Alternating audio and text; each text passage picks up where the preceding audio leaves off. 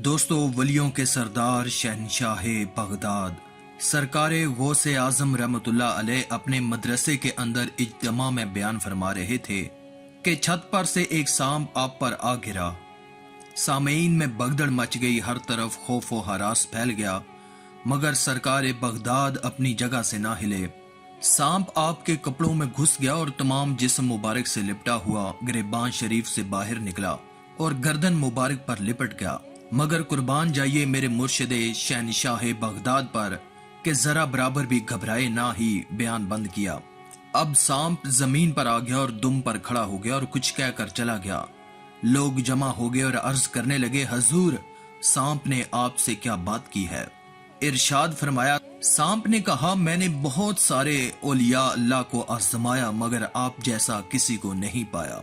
मालूम हुआ कि वो आम सांप नहीं बल्कि सांप नमा जिन था जिसने हमारे गौस आजम रहमतुल्लाह का इम्तिहान लेने की कोशिश की थी और अल्हम्दुलिल्लाह आप साबित कदम रहे। हजूर शहनशाह बगदाद सरकार गौस आजम रहमतुल्लाह फरमाते हैं, एक बार मैं जामिया मंसूर में मसरूफ नमाज था कि वही सांप आ गया। उसने मेरे सजदे की जगह पर सर रखकर मुंह खोल दिया। मैंने उसे हटाकर सजदा किया मगर वो मेरी गर्दन से लिपट गया। फिर वो मेरी एक आस्तीन में घुसकर दूसरी आस्तीन से निकला। नमाज मुकम्मल करने के बाद जब मैंने सलाम फेरा तो वो गायब हो गया। दूसरे रोज जब मैं फिर उसी मस्जिद में दाखिल हुआ तो मुझे एक बड़ी बड़ी आंखों वाला आदमी नजर आया। मैंने उसे देखकर अंदाजा लगा लिया कि ये शख्स इंसान नहीं बल्कि कोई जिन है। वो जिन मुझसे कहने लगा कि मैं आपको तंग करने वाला वही सांप हूँ।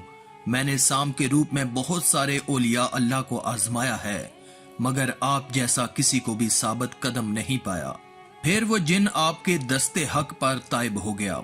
दोस्तों, हमारे मुर्शिद कामिल सरकार बगदाद की भी क्या शान है। एक हमारी नमाज है कि हम पर मक्खी भी बैठ जाए तो परेशान हो जाएं, मामूली खारिश भी हमसे बर्दाश्त न हो सके। इस बात से यह भी मालूम हुआ कि जिन्नात भी हमारे गौस आजम के गुलाम बन जाते हैं। सरकार बगदाद गौस आजम फरमाते हैं कि एक बार मैं किसी जंगल की तरफ निकल गया और कई रोज तक वहां पड़ा रहा। खाने पीने को कुछ भी ना होता था।